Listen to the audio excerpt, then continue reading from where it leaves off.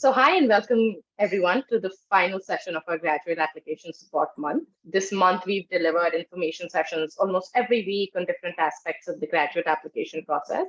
So in case you've missed any sessions that were very relevant to you or you were interested in, the recordings of the same are available on our official YouTube channel. We're excited to start the final session of our graduate application support month with an interactive session on applying for Masters in Economics in India with a very special candidate. Before I dive into her introduction, a little bit about women in econ policy, especially for those joining us for the first time. Women in Econ Policy is a nonprofit that aims to create an inclusive space for women interested in economics and policy to learn from each other, network, and collaborate. The group consists of more than 1,700 women of various experiences, ages, and backgrounds with a common interest in economics, development, and policy issues. Please visit our website, www.womeninineconpolicy.com, or any of the social media pages for more information and to stay updated on the group's activities. Before we proceed with the session, I'd like to take this time to reiterate some housekeeping rules. As you might be notified, this session is recorded, and so for the duration of the session, I would request everybody to keep their mics on mute. The format, of course, is a Q&A session, and we would encourage everybody to use the chat box feature for the same. It would be moderated and monitored throughout the session, and we will aim to answer all your queries posed in the same format. Okay, so without any delays, the speaker for today is Poonam Kumari. She is a self-employed economics teacher for undergraduate students and a part-time faculty teaching Indian economy at the Indian Institute of Public Administration, Delhi. She has previously worked as a data scientist. Poonam did her master's in quantitative economics from Indian Statistical Institute, Delhi, and earned her undergraduate degree in economics from Shri Ram College of Commerce, Delhi. Thank you so much, Poonam, for taking out the time to be with us today and also to share your experiences with the larger group. I'm sure this is going to be a very insightful 1 hour, and a lot of these people will be able to effectively get an answer to all their queries that they have about the entire admission process and also the preparations regarding the same. So over to you. Yeah. Thank you so much. Thank you so much for such a lovely introduction. I'm so happy to be, invited as a speaker here for WIEP. I just got to know about WIEP recently, and come on, man, it's a huge and great initiative to encourage the, parity between the two genders here in econ and policy. So really appreciate the effort from your side. Yeah, so without delaying the details much, I would like to begin our session.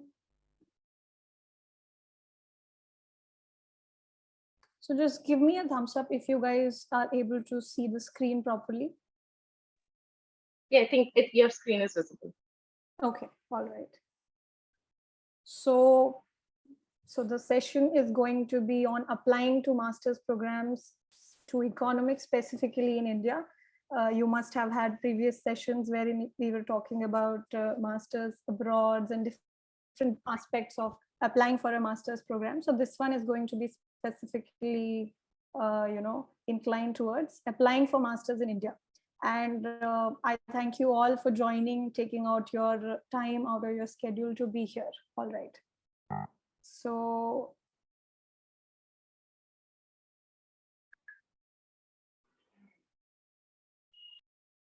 all right. So already, I've received such a good introduction. So reiterating, I did my bachelor's in economics from Shri Ram College of Commerce. I did my master's from ISI Delhi. Post that, I got placed from ISI Delhi itself, and I worked as a data scientist for 1.5 years. And post that time, I am working as a self-employed econ tutor full-time and working as a part-time Indian economy faculty at IIPA. So now specifically talking about the master's program, I personally applied for 6 master's program and I got acceptance in all the 6 that I applied to. So that was a bit of my introduction, and now quickly, right away we are jumping on to what are the different kinds of master's programs that are there in India. before that, I just want to know if you guys are okay with me using Hindi or the session being bilingual, or do you guys want me to stick to English? Just wanted a bit of a survey here regarding that.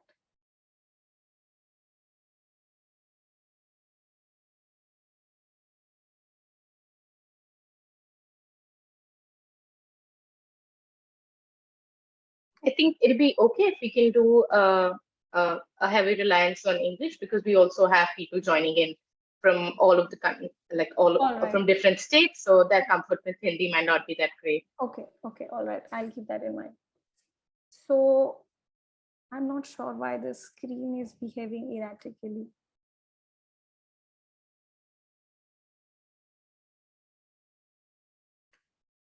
All right. So if you talk about basic programs that are there, if you talk about the institutes, there are multiple programs available.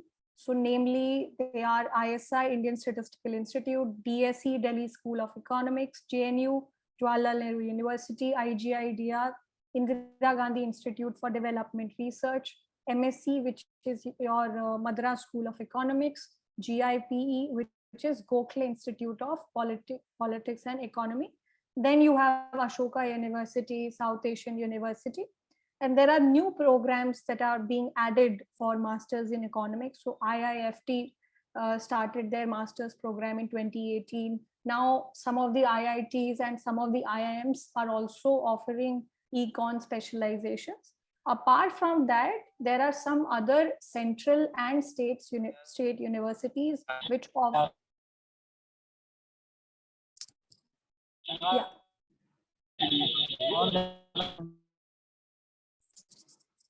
Is someone trying to say something?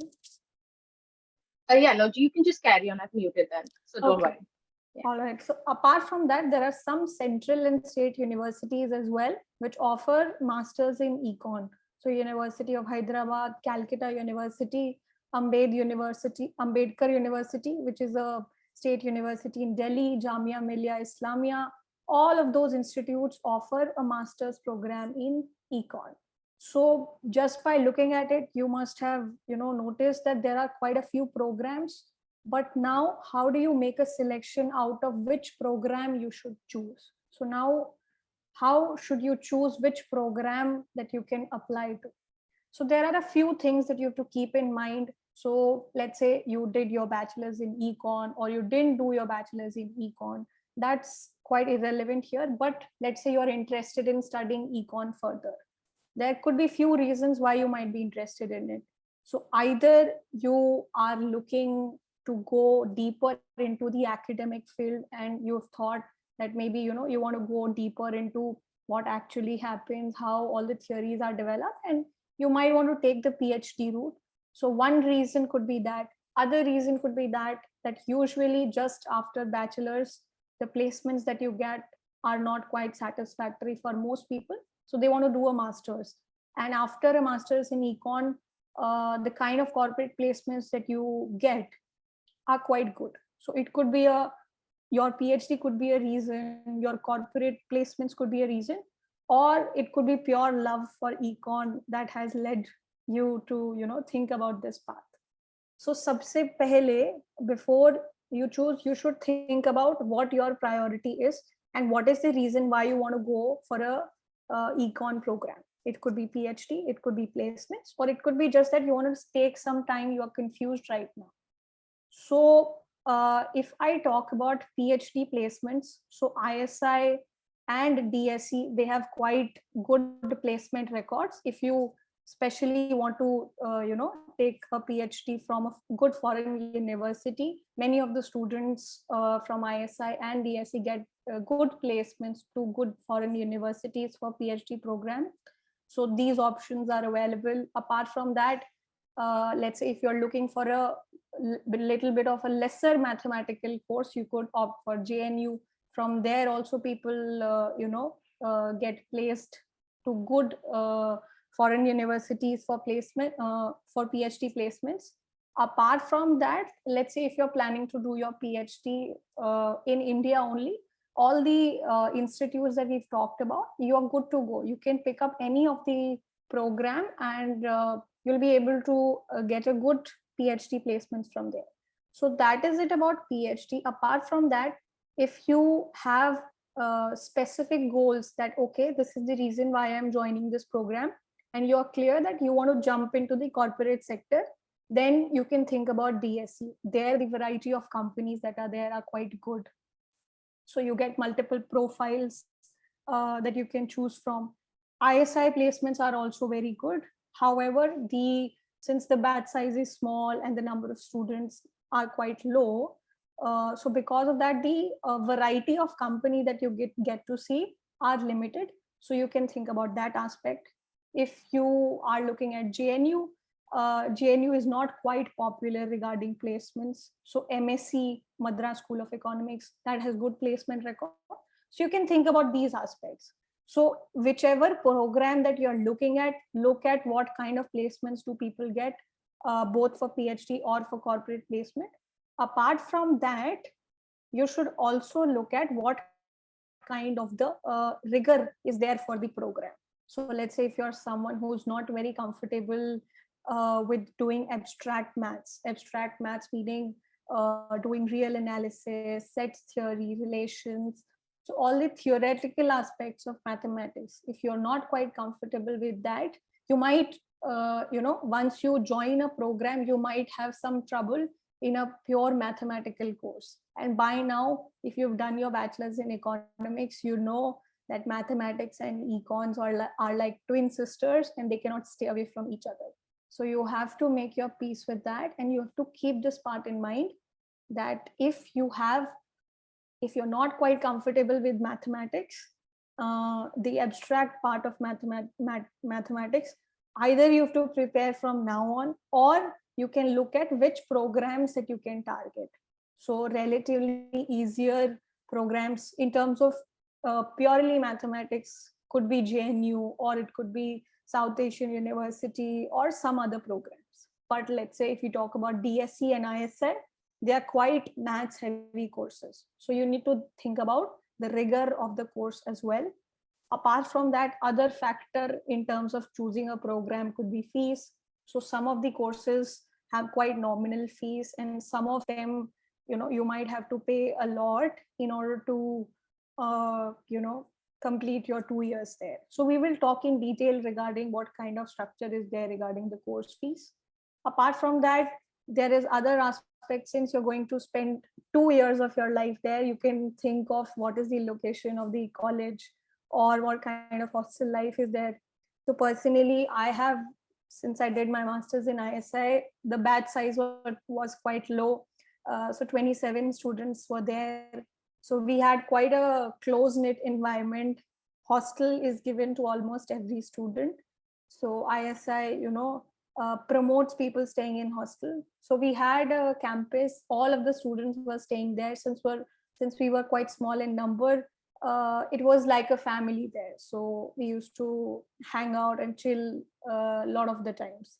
But there could be places wherein, since the batch size is big, you might not be able to interact that much, or because of lack of hostel facilities, you might have to make your living arrangements here and there. So these could be some other factors. So if I want to summarize, so you just need to first look at what is your objective.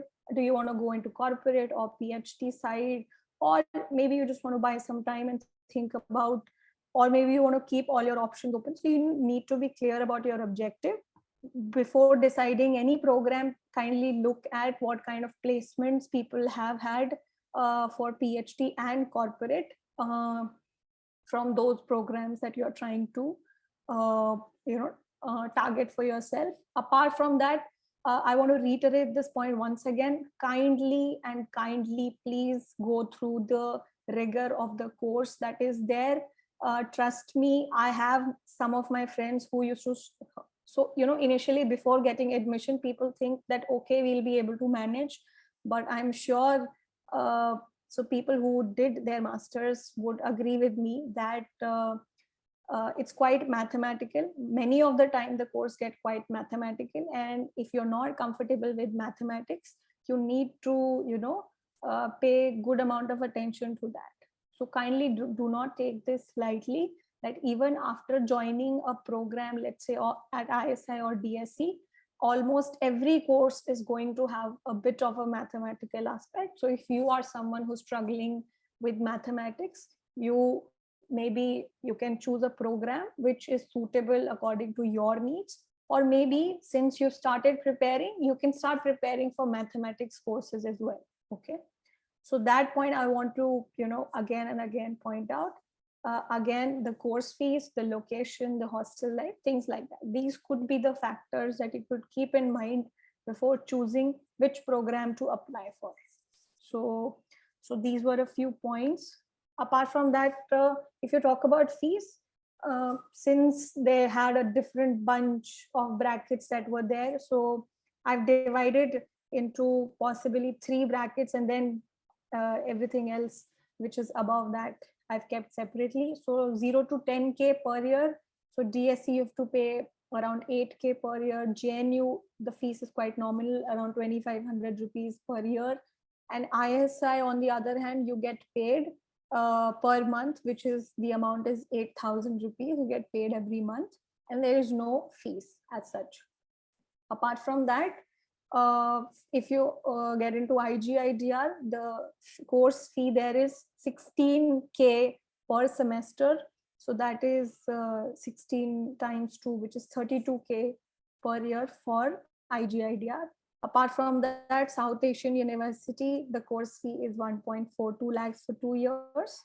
And Gokhale Institute, close to 68K per annum.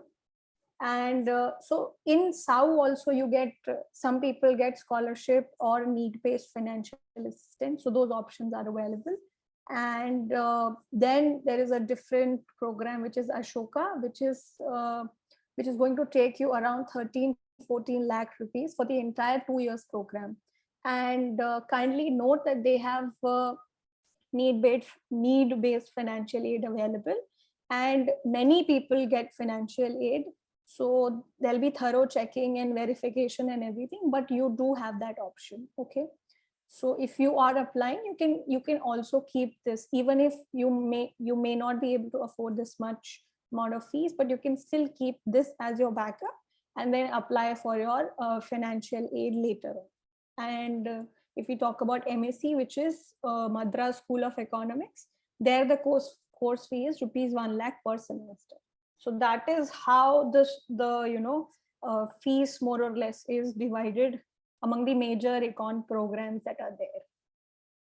So now we come to so once we've decided which programs do we want to go to based on different criteria, now we want to get ready with how do we prepare for our exam.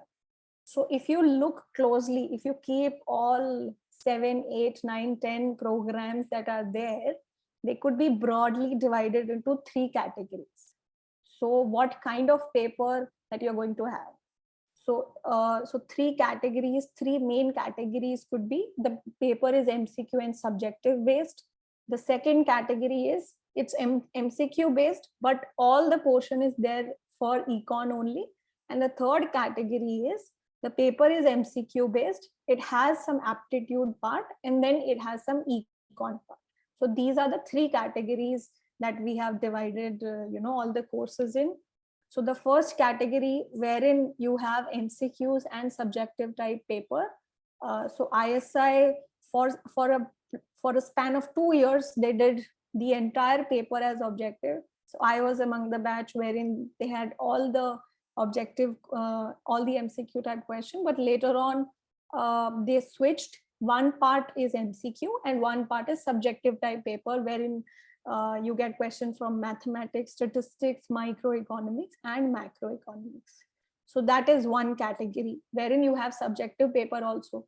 The second category, entirely based on econ. So Delhi School of Economics paper, it is entirely based on econ related questions, and it's an MCQ based paper.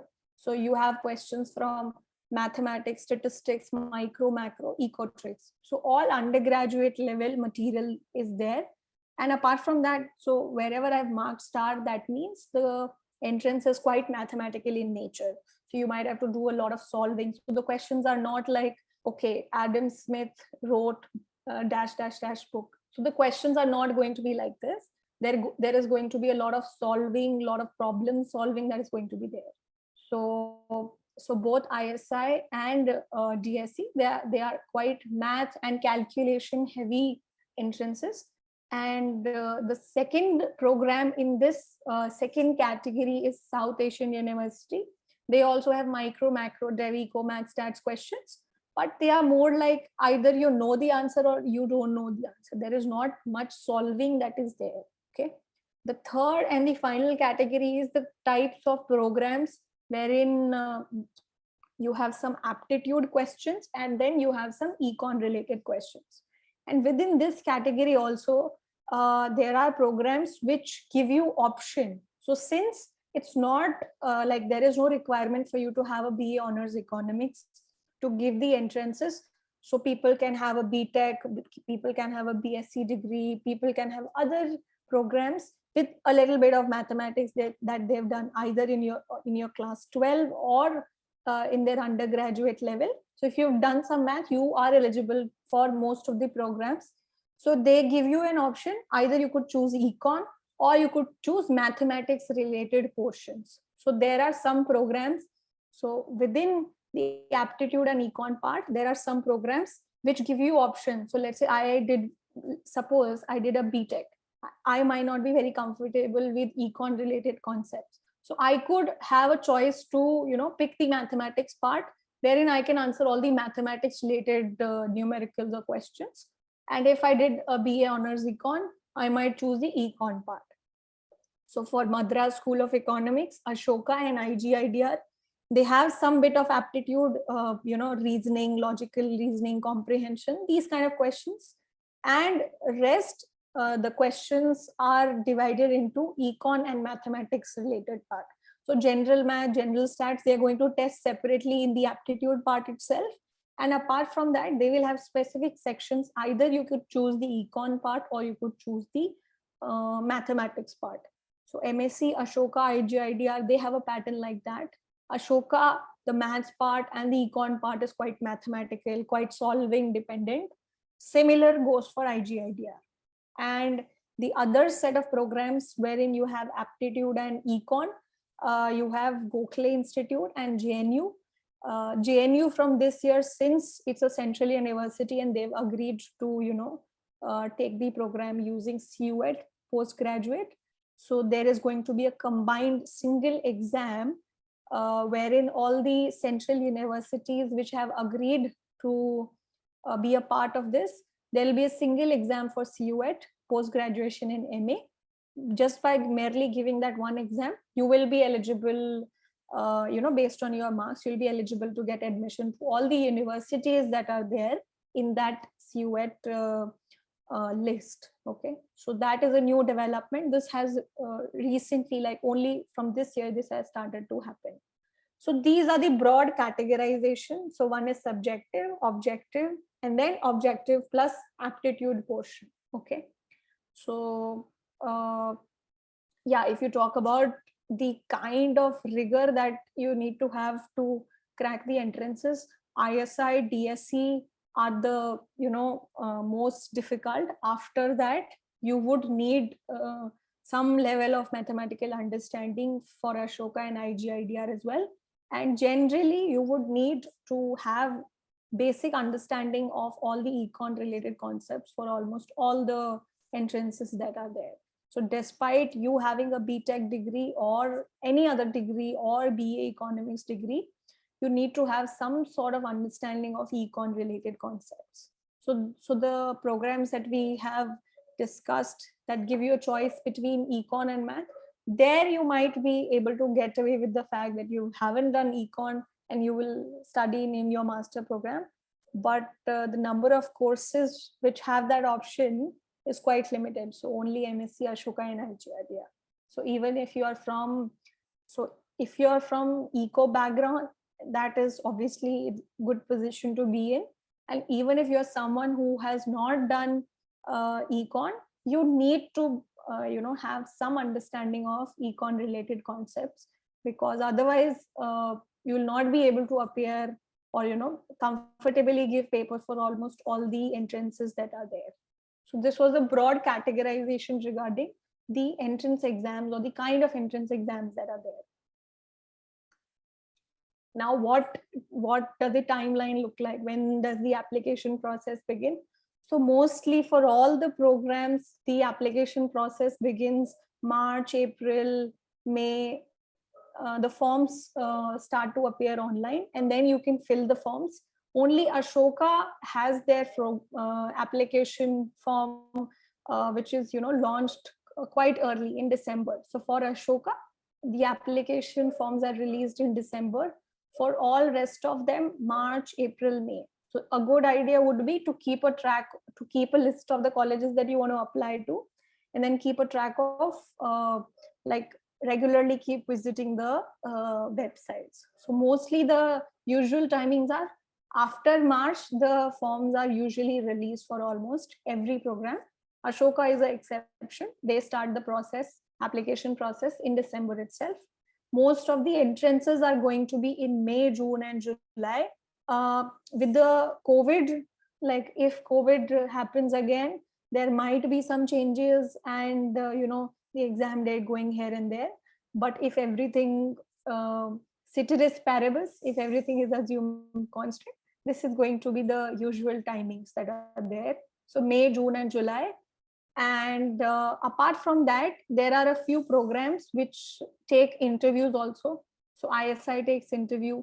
Their interviews are based quite heavily on, so they ask you question and you have to answer the question and explain that on a board in front of an interview panel. So they give you a question, you have to solve that question in front of the panel. Apart from that, in IGIDR and Ashoka, you have personal interviews. So they'll ask you your general understanding of Econ. They might ask you to do some stats, Econ related questions right there in front of them. And so general personal interview kind of situation could be there for IGIDR or Ashoka. So the preparation does not need to be very different for the interview part. For ISI, whatever preparation that you're going to do for your entrances, it's going to be the same. In ISI, they don't ask you personal question, why are you doing this program? And so that is never going to be a judgment criteria. If you're able to solve the question, they're okay with it. And that's all that they're looking for. Apart from that, IGIDR and Ashoka, they might ask you some personal, your reasoning for choosing the program and questions like that. So these are the major 3 programs, like out of the list that I have mentioned, that have interview. And and most of the interviews are also conducted in July, June, August. So like quite recently, 2nd August, yesterday only IGIDR had their interview. So this is going to be the timeline. Only Ashoka, you start to plan in December only. Rest of them start keeping an eye on the forms from March, April. It's like from March, you start keeping an eye on the forms. They will mostly be out slowly they'll start getting out. So March could be the starting of the release of the forms. All right. So now a few tips that I have personally used in my preparation journey. People have different strategies, but some of the things that I'm going to talk about here right now, they are more or less universal, that every person who has cracked it, or anyone who has been to one of the master's programs that I've listed, they'll tell you the same. So these are all the points that I have taken from my preparation journey. People might have different ideas as well. So these are the things that work for me. All right. So what would be a good time to begin your preparation? So if you can plan 1 year prior, so let's say your exam is July this year. So an ideal time would have been if you would have been ready that you want to do a master's program in your 5th semester. So 1 year before giving an exam, if you have 1 year, it's a good enough time to prepare well for the papers. So you should be clear that, okay, so that is the time you should be clear that, okay, I want to give the master's exams, and these 3, 4, 5 papers or courses are there that I want to aim for. So you should have a college that you want to aim for, and then you can have some backup colleges. So 1 year prior, you should be clear about these things. So that is not the time wherein you're trying to research and thinking, okay, I want to do it now, let me think. So 1 year prior to your exam, even before that, you can make up your mind which courses, based on the rigor and fees and everything, or the PhD placements, which program that you want to apply to, and then you can start your preparation 1 year like prior to your exam, since most of the people have their graduation going on, so they have to manage their classes as well. So I'm assuming there'll be a mix of people, the people who are giving, they will be giving their exam just when they are giving their final paper. So you have to manage your college classes as well, and then you have to prepare as well. So in that scenario, you have to do it 1 year prior. Let's say if you are working somewhere, the same applies to you, because you will be working like almost all the time. So you need to have that much time available for preparation. Let's say if you're taking a drop year, then the situation might be a little different for you, but generally 1 year is a good enough time. Second thing that you need to keep in mind, first you can have a list of programs that you want to apply to. So is it ISI, DSE, IGIDR, JNU, GIPE, MSc, which program that you want to apply to? So you can think about your top choice, and then you can have 2, 3, 4 more programs that you want to keep as your backup, because there are high chances that you might not be able to get to your top choices, since the seats are very limited. So you can make your bifurcation, and the ultimate tool that you're going to have with you is your past year papers. So past year papers, please kindly thoroughly look at them, pick out the pattern, pick out the level of questions that they are going to ask you. Is it going to be too mathematical? What is the level that they're asking it at? How much preparation or how much confident do you feel? So past year papers is going to be your Bible or Gita or Mahabharata or Quran, whatever you want to say it, for your preparation strategy. So you have to do at least 10-year past year papers for, let's say, top 2, 3 choices of colleges that you have. Kindly do at least 10-year past year papers. Just look through them before even beginning your preparation. You should have an idea of what is the demon that you're trying to fight. So you should have a good amount of understanding of the kind of questions are there, which section is dominated. Are they asking questions from macro? Are they questioning from micro? And if they're asking from micro, is it a theoretical question? Is it a very mathematical question? If you look through the papers, you will understand what kind of questions are coming frequently. So that is a must for every aspirant or every person who is, thinking someday to crack the paper. So choose your program, do at least 10 past year papers for that. And let's say there are some more backup colleges that you have, you can look for 5-year papers for them. Okay. So that is one. Apart from that, there is a very big question regarding, should I take coaching or should I do self-study? So again, this is a question more based on what kind of personality do you have. So are you someone who can discipline yourself on your own, or you are, generally inherently lazy and you're not able to manage and discipline yourself unless there is some external structure that is put over you. So if you are someone like that, coaching might help. They might, put a structure to your preparation. Sometimes it could happen that, you plan to do self-study, but after a month you realize, okay, someday you're studying this subject, you are here and there, you're confused, you're not sure. In that case also, to strategize and to give a proper structure, and maybe you want to, since you're tackling your courses along with your preparation, it might help. But if you're someone who are disciplined enough, who can plan things out, you are consistent, in that case, self-study will also work. So if you join coaching, doesn't mean your coaching is going to do some magic. There also you have to put in your self study, self hours of study at your own time. You have to give that as well. So all that they are going to give you is that there is a structure, that you are going to study this after this after this. So if you're someone who can do that on your own, you can crack that through self study also. So some of my friends at ISI, so I had a mix of both. So many around like many of the students did crack the exam by self study, and other people did coaching along with myself. I also took coaching. So there was a mix of all. So you cannot say ki, okay, all the people who cracked the exam had coaching. So there was, you can say, almost 40-60 ratio that was there. So that is there. So if you're someone who's consistent, you're disciplined, and you can plan things out, self study would also work. So there is no question regarding that. Apart from that, it's always a good idea. Let's say if you have not done econ, kindly check your eligibility properly, whether you're eligible, whether a particular program is allowing you to take up that exam or not.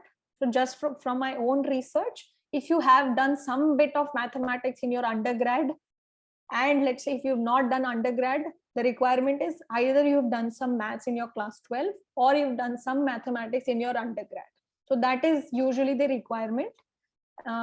Some programs even do not have that requirement, but most of the programs require that. And I would also personally suggest that, let's say if you haven't done mathematics at any level and you're planning to do a master's, that might be a challenge because the course is going to be mathematical. Okay, so I would highly suggest you kindly check the program, the kinds of the kinds of courses that are there. They're quite mathematical. So if you've never done mathematics ever, neither in your class 12 or nor in your bachelor's, it might get a little difficult. So kindly keep that in mind as well. Okay, so these were a few preparation tips or strategies that you could use, or these are some things that you could think of, before starting your strategy or your preparation. So now some of you might be wondering, okay, so let's say I want to do self-study, or I am from a non-eco background. What are some of the books that I could refer to? So these are some of the books that are listed. So generally, जो भी course material है, whatever entrance syllabus is there, you could refer the concepts from these books. So you could also try and do the back questions of these books, or these could serve as a reference for all the mathematical or econ related concepts in your syllabus. So there is one Oliver Blanchard macroeconomics book. There is one book, J. DeVore, on probability and statistics for engineers. So it's a statistics and probability book that is usually referred in undergraduate econ program. Then there is one Gujarati, which is a basic book for econometrics, which you could refer. Apart from that, there is a book on Nicholson and Snyder. This is a micro econ book. All these books are referred as course book in the undergraduate BA economics programs. So the final book that we have here is Sitzetter and Hammond. This is going to cover all the mathematical concepts that you might have to apply later in your econ study. So these could be your reference book. कोई भी concept आपको समझना है, any concept that you want to refer to, you can refer the respective books for the respective subjects. So these were a few reference books. So even if you want to do self-study, you could refer these books, or generally also if you're planning to attend some coaching, you can always refer for concepts from these books. Okay, so these were a few references. Apart from that, I think more or less I have covered whatever I wanted to add, and I think I'm open for questions now. Poonam, would you also want to take some time to address the questions you'd also already received on the Excel? And then, of course, any and every question posted on the chat box would be answered to. Okay, okay. So just give me one moment. Let me stop sharing my screen.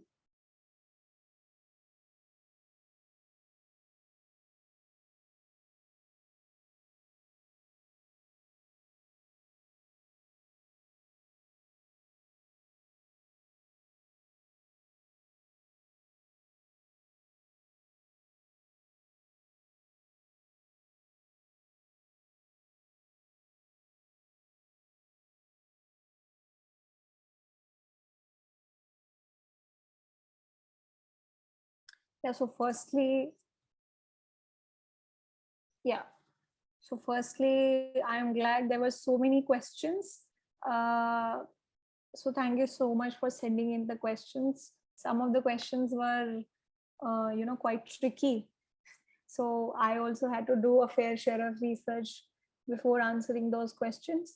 So there was some questions regarding the strategy. So there were 2-3 main themes that were there.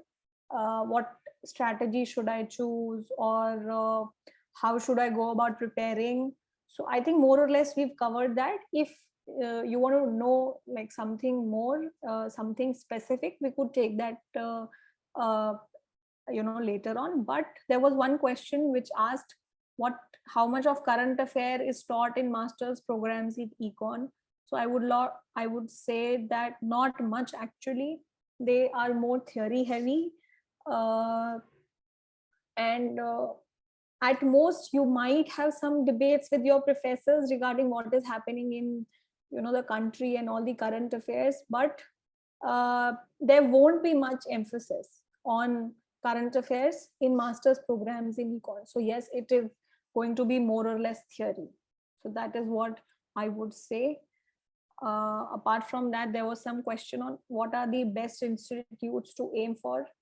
Okay, so the best institutes to aim for, this answer could be again bifurcated. What is your end objective? So let's say if you want to go for placements, if you're sure about placements, DSE is a good place. The average package is around 15, 16 uh, lakh per annum, and the variety of companies that come is also good. The placements, the average amount is almost at par at ISI also. The competition is less also, almost 100% placement record. But the number of companies that come there, it's limited. So if you're someone who doesn't want to get into too much competition and want to have good placements also, so ISI could be a place. If you're sure about placements, you could go to DSE. If you are sure that, okay, I don't want to handle too much of mathematics, you could go to some other places like MSc. Madras School of Economics also had good placement record. If you talk about Ashoka, their placements do happen, but the package is not that high if you compare. Okay. Apart from that, if you're looking at JNU, the number of companies that come there are limited, and so people do get placed, but the amount and the number of companies that are there are quite limited. Okay, so you can keep all that in mind. If you are sure that you are someone who want to go for a PhD, again you could look for ISI, because the batch size is so small, the teacher student ratio is quite good, and you get personal attention. So you could get good recommendations from ISI, from DSE also, from IGIDR also, and from JNU also, if you're looking for a not so math heavy course, or if you're interested in other aspects of the econ course. So these are the places that you could target. Ashoka also has good opportunities, good PhD opportunities. So people from there get good placements to foreign PhD programs. Apart from that, let's say, I also want to address something, that if you are someone who's confused and you are someone who want to keep all your options open, you are not quite sure what you want to do later in life, then I would say kindly look at what you find comfortable. Let's say if you're someone who doesn't find mathematics comfortable, and let's say you get into a ISI program, there'll be too much pressure that will start coming on you. One, you're not sure what you want to do. Second, you'll start looking at your peer and then you'll see that you're struggling. So you'll not be able to, spend good 2 years there. So I would say if you're someone who's not quite sure what they want to do, just look at what your forte is. Where do you perform well? In what kind of situation you perform well, and choose the program accordingly.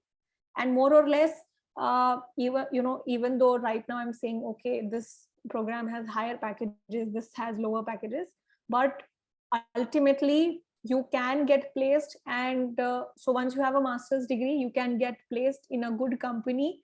Either it could be either through college placement, or you could apply from outside.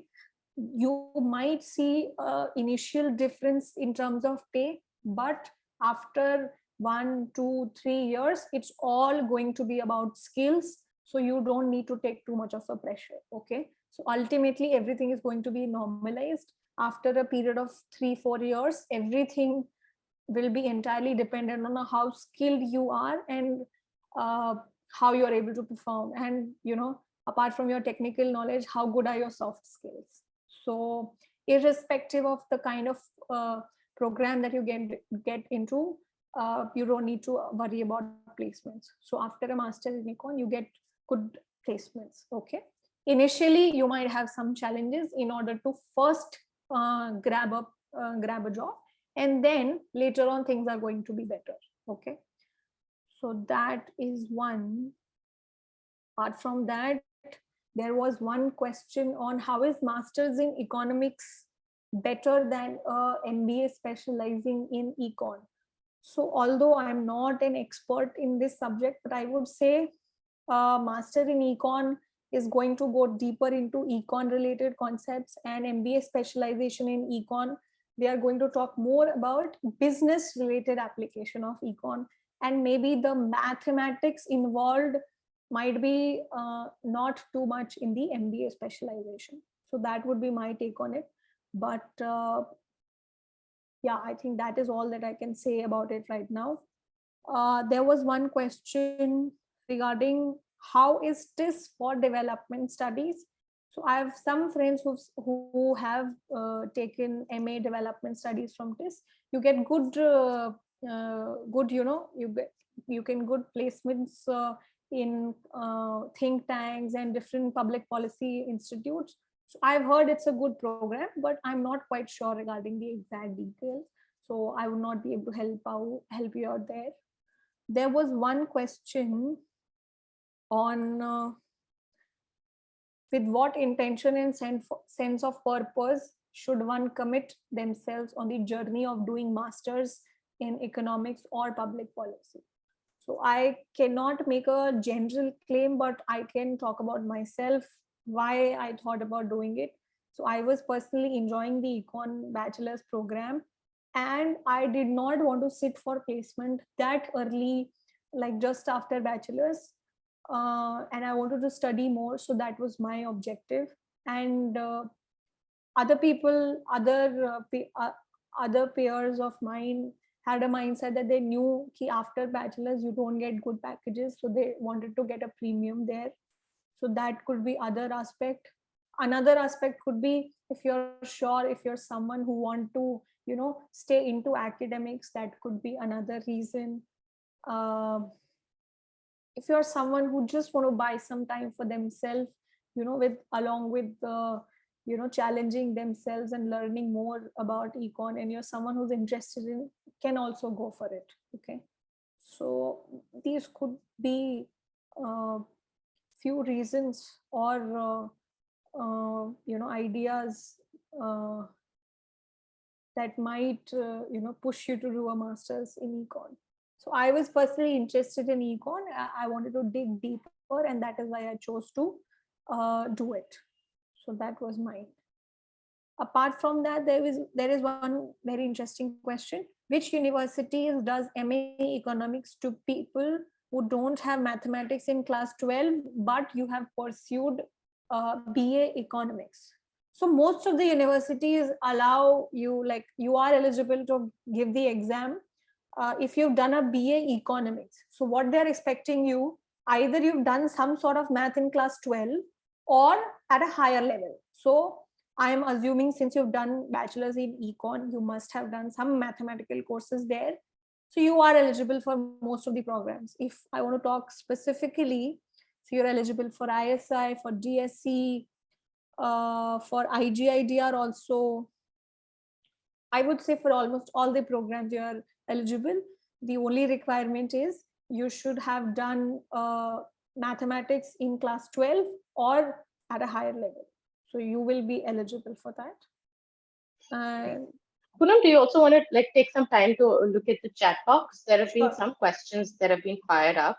sure. One particularly asking whether it's difficult for non-DU students to prepare, and also, whether or not placements are guaranteed if you get good grades, especially in schools like Delhi School of Economics. Okay, so I mean, let me start talking about the first one. Is it difficult for non-DU students to prep? So if you're saying non-DU, I'm assuming you have done some bachelor's in from some other university. So I would say no, if you do good amount of preparation, if you look at the pattern, it's not that difficult because more or less the course is going to be similar. There might be a few changes, there might be a few differences in your courses, but I would say no. There is not going to be a huge difference between DU and non-DU students. So there is one aspect that that you might feel that is unfair, is that for DSE they have a reservation. So 50% of the seats they fill through the merit based way. The second one is 50% of the seats they fill through the entrance way. So 50% of the seats, so people who have done BA honors in economics from Delhi University, and if they've ensured good enough grades, they get admission to DSE from that route. And for other university students, only the entrance route is available. So that might seem a little unfair. But otherwise, if you talk about in terms of the syllabus and all the other differences, I would say they are not quite different. Some there might be changes here and there, but if you look at a program, 3-year program, if you have done your program well, you will be able to crack the exams. So no problems regarding that, I would say. Apart from that, how so this is regarding placements. Okay, so placements. So one is question, are placements guaranteed after masters if you get good grades, especially DSE? Yes. So I won't say there is a guarantee, but if you've done good in your exams, you have not failed your exams, and you are a decent enough student, you'll be able to get the placements. So almost everybody who sits for the placements get a placement. But yeah, I have seen cases wherein since placement happened before your final exam, and some people fail in those exams, and then since they have failed in the program, they are not able to join the company. So that are the cases that can happen. But if you've ensured good grades, you'll be able to get placements. Apart from that, how are the placements at IGIDR? I would say, I mean, yes, people do get placed, but again, it's not a as like the number of companies that come are not many. Like you cannot see a variety like DSE, but people do get placed.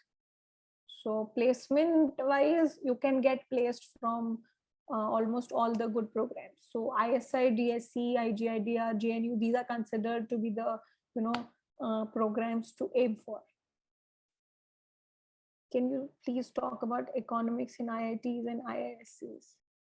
So actually, I am not since the program have started quite recently, I'm not quite sure regarding the details. So I would not be able to help you out there. Okay, what is the mix of companies which come for placement at ISI?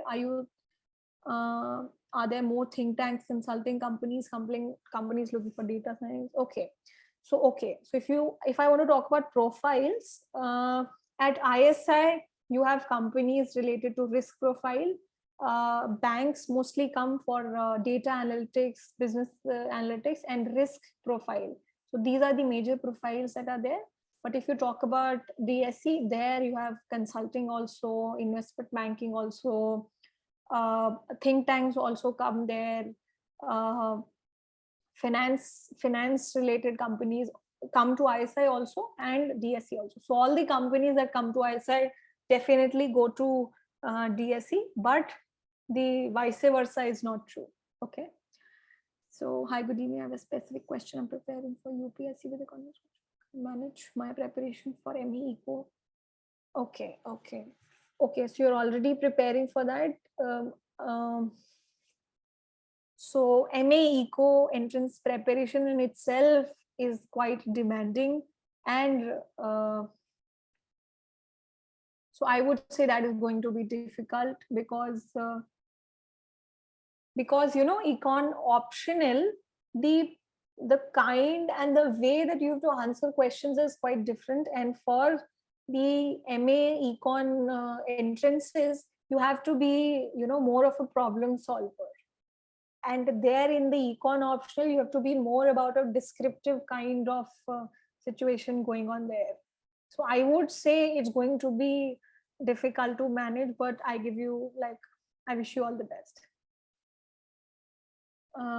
Actually I'm planning this so that I won't have to take another drop here. Okay, so Asa, I mean, if you ask me personally, it's going to be a little difficult usually. So if there is one thing which is a little lenient and another which is more demanding, you can still manage, but both of these things are quite demanding. So that would be my understanding regarding the topic. Okay, so there is one question: ISI Delhi versus ISI Calcutta.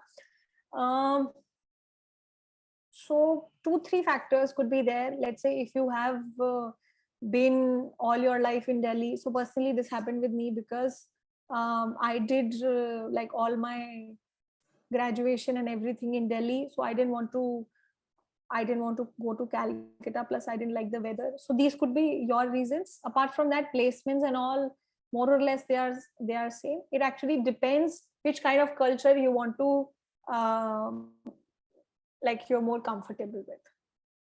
So rest everything is almost similar in ISI Delhi and ISI Calcutta.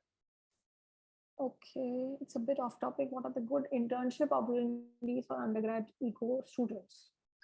Okay, internship opportunities.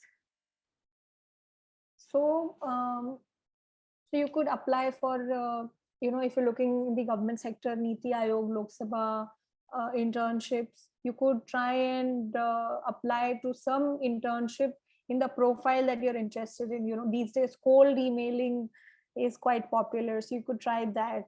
And some of the companies, I think they might be coming into your campus, so you can look for that. But yeah, these days cold emailing and looking for the profile that you're looking for and actually approaching them through LinkedIn or through mailing the respective person is quite in trend these days. So do MSc and ISI offer placement in finance? Yes, so they do. Yes, MSc and ISI offer placements in finance sector. Yes, so mostly risk modeling, data validation, these kinds of roles you usually get there. I think we've kind of landed well on time. And I see that you've extensively answered also the questions that were posed earlier and the ones that have been tied up in the chat box. So thank you so much. I'm assuming there aren't any more questions, and so we're okay to just about close the session now. But Poonam, again, thank you so much for taking the time to really walk us through the different aspects of the application process and also about what the structure of the entrances and a well-rounded approach would look like. We really appreciate you taking out the time to conduct such a lovely session.